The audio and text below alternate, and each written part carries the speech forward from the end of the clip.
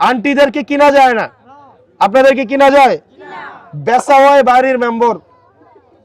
এক দোকানে গিয়ে চা খায়, কয় আপনার এই ভোটটা দিব।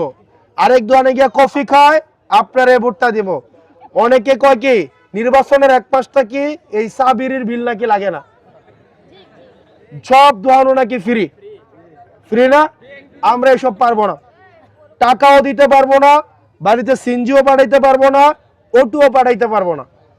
কারণ এখন যদি আমি আপনাকে টাকা দেই, এই টাকা কি আমার তুলবো না? এই টাকা উঠাইতে হবে না? তখন টাকাটা কিভাবে উঠাবো? আমি তখন টাকাটা উঠাবো আপনার বাচ্চার জন্য যে স্কুলের বরাদ্দ আসবে, সেই স্কুলের টাকাটা আমি তখন মেরে দিতে হবে। যেখানে আপনার বাচ্চা ভালো একটা স্কুলে, ভালো একটা প্রতিষ্ঠানে, ভালো একটা বেঞ্চে বসে পড়ার কথা, আধুনিক প্রযুক্তি দিয়ে পড়ার কথা, সেখানে ওই টাকা মেরে দিয়ে আমার নির্বাচনের টাকা পুষাইতে হবে। আর আপনার ছেলে, আপনি 1000 টাকা আপনি খাইছেন, আর আপনার ছেলে এটার জন্য 5 বছর ধরে ভুগবে। এটা কি আপনারা চান? সেজন্য আন্টিরা আপনাদের কাছে অনুরোধ থাকবে, পায়ে ধরে বলি, চাঁদা চাওয়ার থেকে ভোট ভিক্ষা চাওয়া ভালো।